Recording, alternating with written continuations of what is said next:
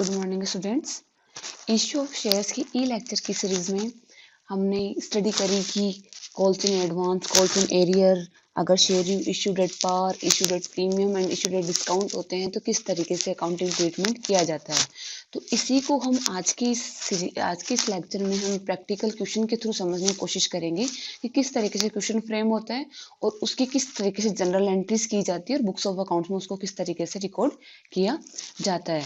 तो अभी तक जो मैंने जनरल एंट्रियां बताई आपको, तो उसमें आपने देखा होगा कि जो जनरल एंट्रियां बताई हैं उसमें यही ट्रेंड फॉलो होता है। जैसे इफ वी सी केयरफुली, अगर हम ध्यान से देखते हैं, for each stage the two entries are to be passed, हर स्टेज पे दो एंट्री पास की जाती है। One is the receipt entry and other is the transfer to capital account.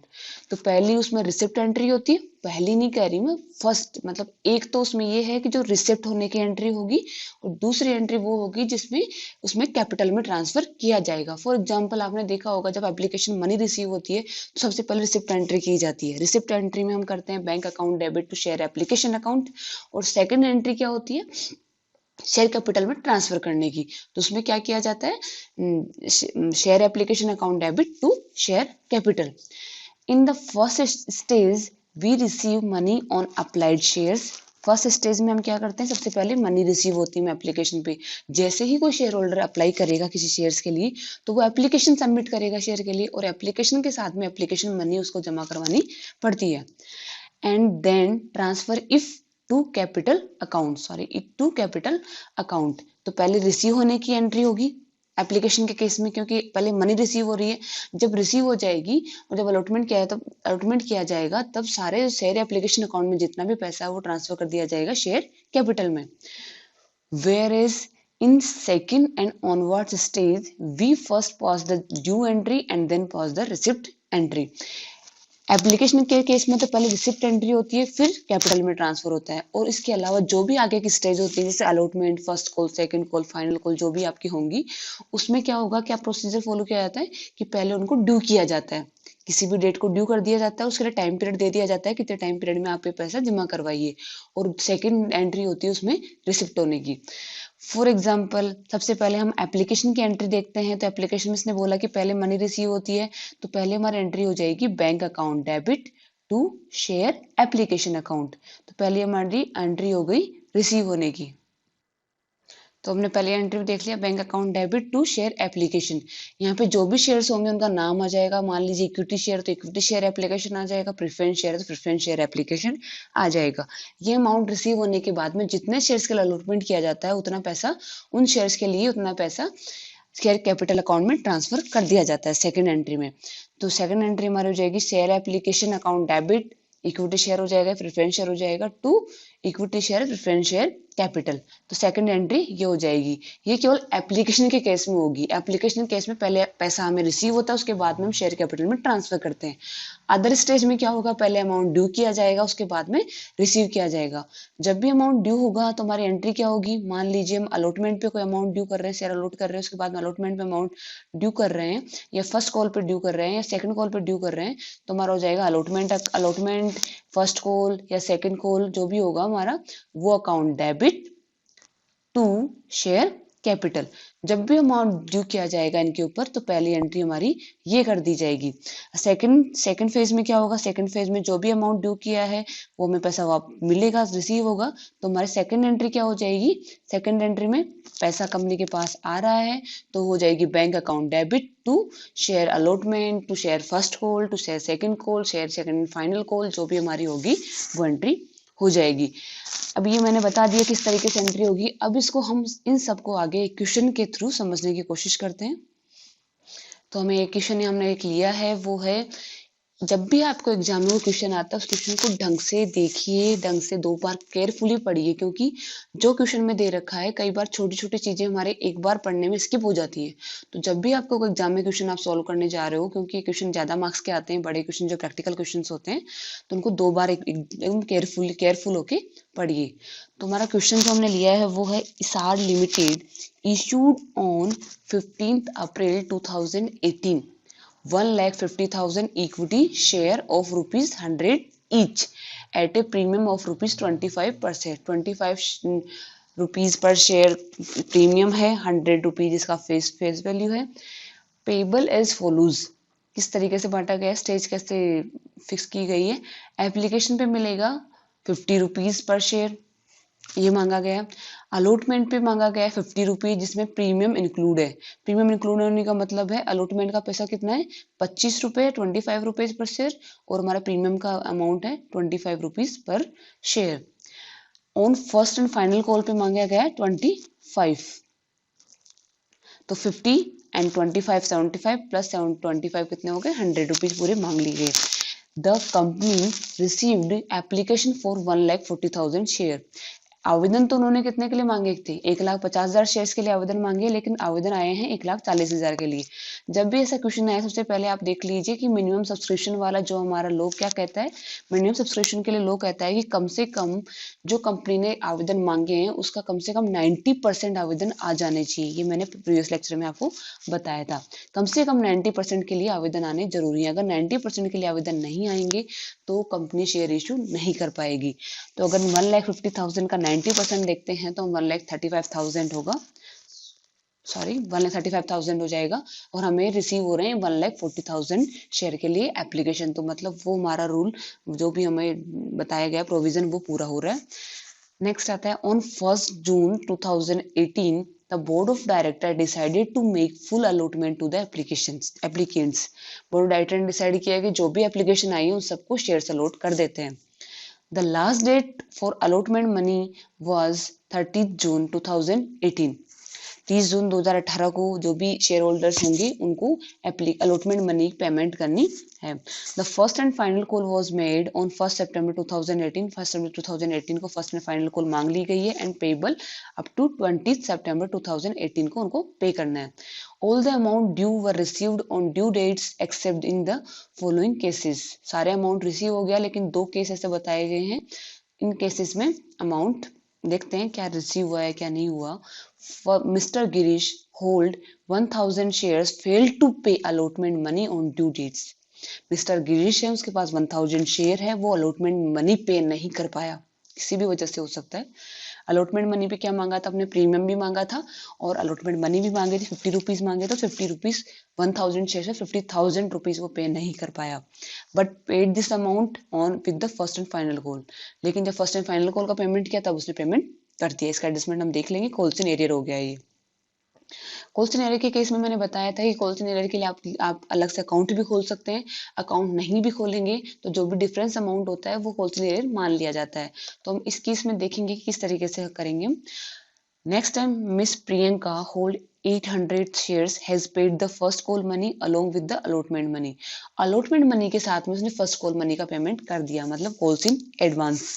according to the provision of table past journal entries to record the above transactions, interest was charged and paid according to the provision of table F of article of association। अब table F के according interest की rate क्या है ये मैंने बताई थी आपको डिटेल में। जब कोल्सन एरियर की बात करते हैं तो कोल्सन एरियर केस में बताया था 10% पर एनम इंटरेस्ट रेट ये अप्लाई होगी, टेबल एफ में यही दे रखी है।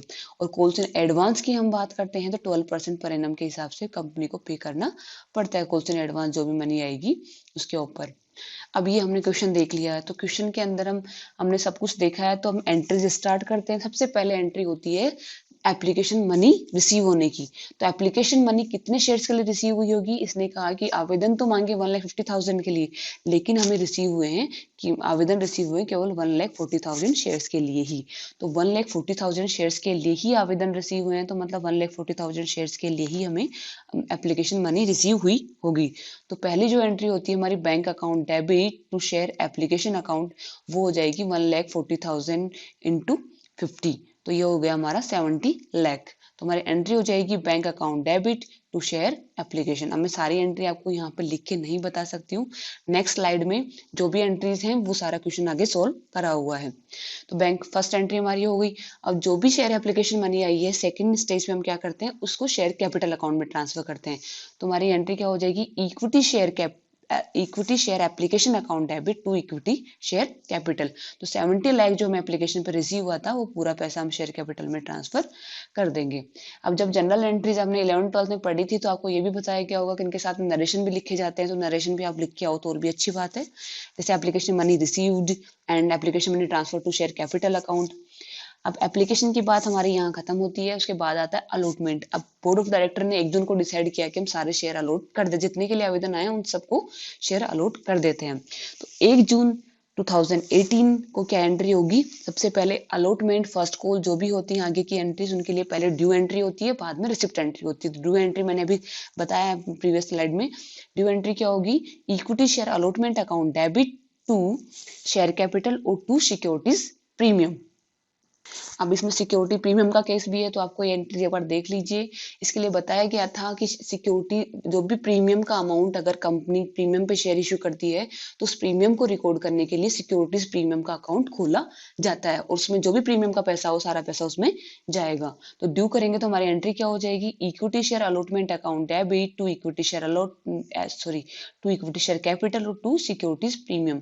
25 रुपीज तो अलॉटमेंट का है, जो अलॉटमेंट का पैसा होगा वो ट्रांसफर कर दिया जाएगा शेयर कैपिटल में, और जो प्रीमियम का पैसा मांगा गया है वो ट्रांसफर होगा सिक्योरिटीज प्रीमियम अकाउंट में। शेयर्स कितने थे हमारे, 1,40,000 थे। 1,40,000 का 25 पर शेयर जाएगा शेयर कैपिटल में अलॉटमेंट का, और 25 रुपीज जाएगा किसमें, सिक्योरिटी प्रीमियम में। टोटल अमाउंट हमने ड्यू कर दिया। अब इस पे जैसे अमाउंट ड्यू किया उसने डेट दे दी है, आपको 30 जून तक अलॉटमेंट मनी का पेमेंट करना है। लेकिन मिस्टर गिरीश एक ऐसे बंदे हैं, ऐसे ऐसे आदमी, ऐसे शेयर होल्डर हैं जिनके पास 1000 शेयर हैं, वो अलॉटमेंट मनी पे नहीं कर पाए। ठीक है, उस टाइम पे नहीं कर पाए जब ड्यू डेट थी। तो ड्यू डेट पे हमारी एंट्री तो वही होगी, bank account debit to equity share allotment to securities premium. लेकिन इसमें से आपको ध्यान रखना है कि गिरीश ने जो है वो 1000 शेयर से 50,000, जिसमें 25,000 अलॉटमेंट का था, 25,000 शेयर सिक्योरिटी प्रीमियम का था, वो पैसा उसने जमा नहीं करवाया है। तो हमारी जो एंट्री होगी वो सिंपली एंट्री क्या होगी, bank account debit to equity share allotment होगी, सिक्योरिटी प्रीमियम नहीं होगी, सॉरी।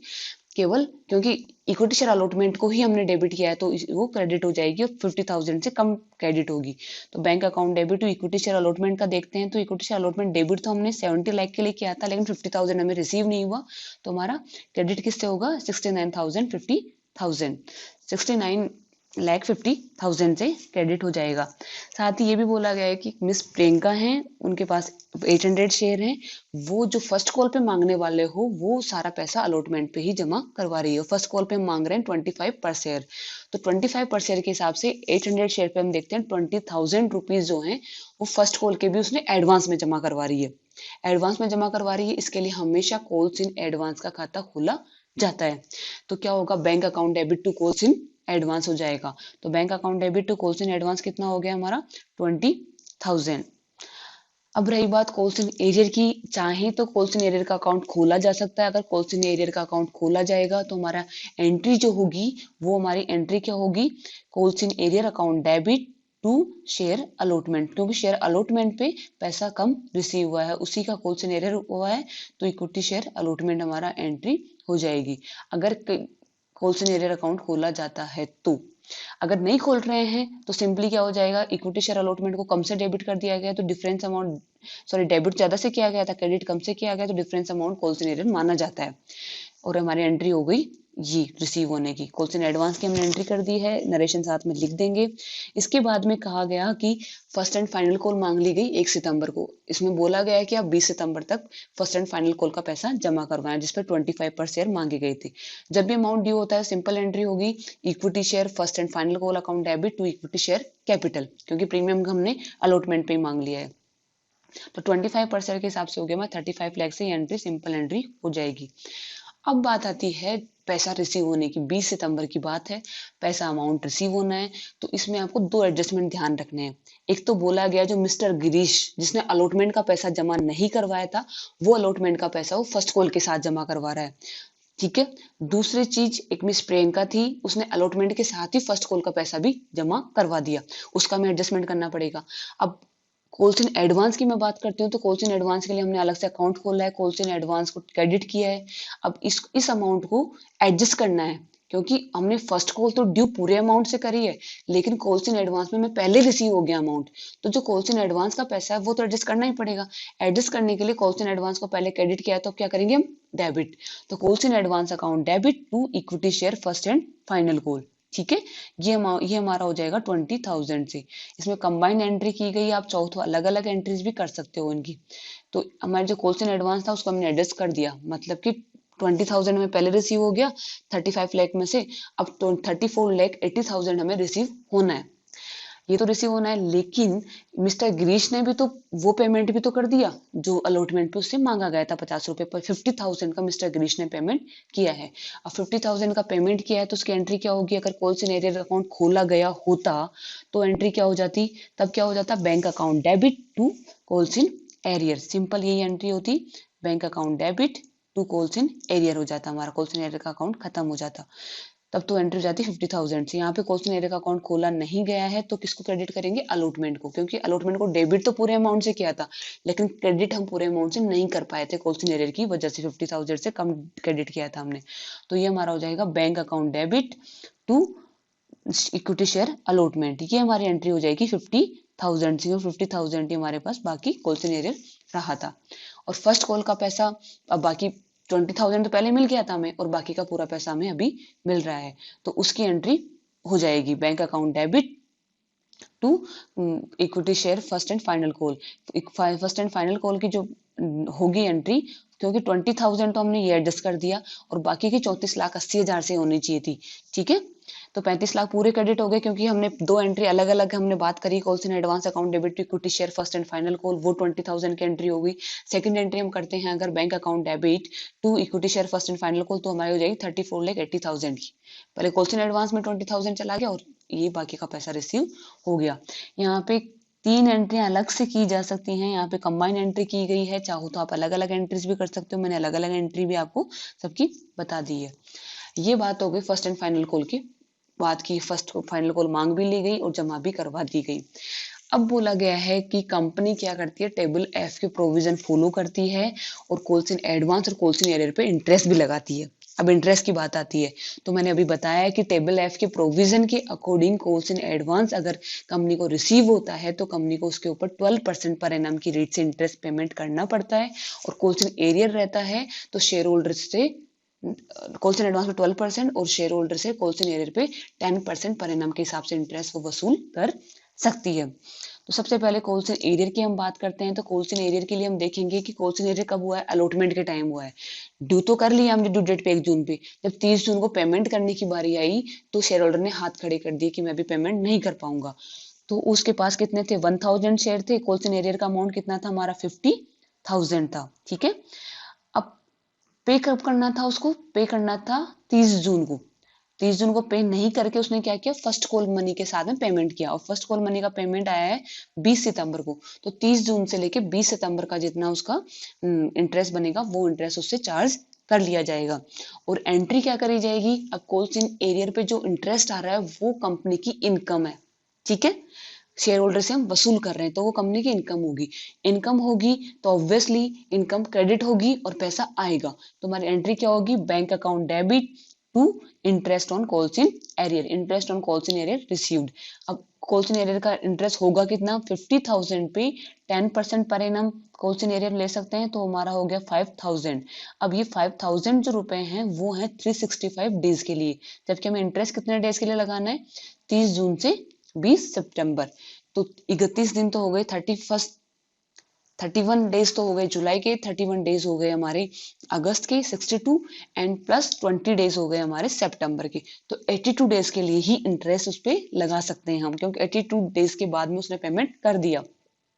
तो 5,000 आ गया 10%, तो 5,000 है हमारे 365 डेज के लिए। तो हमारे 82 डेज के लिए कितना होगा पैसा, तो 5,000 मल्टीप्लाई बाई 82 डिवाइडेड बाई 365। इसको हम जब कैलकुलेट करते हैं तो हमारे पास आता है अमाउंट कितना, 1123 1123.29, ये हमारा इंटरेस्ट आ जाएगा। ये तो बात हो गई कॉल्स इन एरियर की। अब कॉल्स इन एडवांस की हम बात करते हैं, तो कॉल्स इन एडवांस क्या है, पैसा एडवांस मिला, उसके ऊपर इंटरेस्ट कंपनी पे कर रही है। कंपनी पे कर रही है तो कंपनी के लिए क्या है, खर्चा है। कंपनी के लिए खर्चा है तो कंपनी क्या करेगी, इसको करेगी डेबिट। तो हमारा हो जाएगा interest on calls in advance account debit, sorry इसको ट्रांसफर किया गया है, तुम्हारी एंट्री होगी interest on calls in advance account debit to bank. ये हमारा हो जाएगा। अब इसके ऊपर 12% इंटरेस्ट की हम बात देखते हैं, तो 12% कितना हो गया, ये रहा हमारा 1 सितंबर को चार्ज कर लिया गया, क्योंकि कॉल्स इन एडवांस को एडजस्ट कब कर लिया गया हमने, कॉल्स इन एडवांस अलॉटमेंट के टाइम फर्स्ट कॉल मनी पे करी है, जिसका प्रियंका नाम था, उसने प्रियंका ने अलॉटमेंट पे कर दी 30 जून को, जबकि पेमेंट कब करना था उसको, एक सितंबर को ड्यू कर दिया। ड्यू करने के बाद में मतलब है कि आपको 20 सितंबर तक की डेट दी गई है, आप कभी भी क्या कर सकते हो, पेमेंट कर सकते हो। 1 सितंबर से लेके 20 सितंबर तक कभी पेमेंट कर सकते हो। हम जब कॉल्स इन एडवांस की बात आती है तो हम 1 सितंबर को जैसे अमाउंट ड्यू करते हैं उस अमाउंट को एडजस्ट कर दिया जाता है। तो क्या होगा, 30 जून से लेके 1 सितंबर तक वो अमाउंट एडजस्ट कर दिया गया, तो 2 महीने का हमें इंटरेस्ट का पेमेंट करना पड़ेगा कॉल्स इन एडवांस के ऊपर। 30 जून से जुलाई, अगस्त और 1 सितंबर को एडजस्टमेंट कर दिया गया, 2 महीने का कितना हो जाएगा, अमाउंट कितना है 800 शेयर के ऊपर 25 के रूप के हिसाब से 20,000 का है। 12% इंटरेस्ट रेट पेमेंट करनी पड़ती है कंपनी को, 12% इंटरेस्ट रेट, और हमें निकालना है केवल 2 मंथ्स का, केवल 2 मंथ्स के लिए ही कॉल्स इन एडवांस मिला है। 2 मंथ्स के बाद में हमने इसको एडजस्ट कर लिया है। ये हमारा 12 मंथ्स के लिए आएगा, तो 2 मंथ्स के लिए कितना हो जाएगा, ये जब हम कैलकुलेशन करते हैं तो हमारा इंटरेस्ट कितना आएगा 400, तो 400 आएगा तो हम एंट्री कर देंगे interest on calls in advance account debit to bank, क्योंकि कंपनी का खर्चा है। अब interest on calls in arrear और interest on calls in advance दोनों को जब ईयर एंड पे क्या करेंगे, इन दोनों को statement of profit and loss account में ट्रांसफर कर दिया जाएगा। इनकम को जब ट्रांसफर करेंगे interest on calls in arrear को, तो पहले हमने क्रेडिट किया है क्योंकि इनकम थी, तो कंपनी ने क्रेडिट किया, तो अब इसको डेबिट कर देंगे। Interest on calls in arrear account debit to statement of profit and loss. और interest on calls in advance जो है वो कंपनी के लिए खर्चा है, तो इसको करेंगे हम अब पहले डेबिट किया तो अब कर देंगे क्रेडिट जब ट्रांसफर किया जाएगा, तो सेकंड एंट्री हो जाएगी हमारी statement of profit and loss account debit to interest on calls in advance. इस तरीके से आपका क्वेश्चन आएगा और इस तरीके से आपको उसको सॉल्व करना है। बैलेंस शीट में किस तरीके से दिखाया जाता है ये मैंने आपको पहले बता दिया था, और भी हम आगे एग्जाम्पल्स में हम देख लेंगे। अब इस लेक्चर में बस इतना ही। नेक्स्ट हम सब्सक्रिप्शन के बारे में देखेंगे। जब आवेदन जितनों के लिए मांगा गया उससे कम आवेदन के लिए अमाउंट वो एप्लीकेशन आती है तब क्या होगा, ज्यादा के लिए आती है तो किस तरीके से अलॉटमेंट किया जाएगा। इसमें मैंने पूरा सॉल्यूशन आपको स्लाइड के थ्रू बता दिया है। Thank you.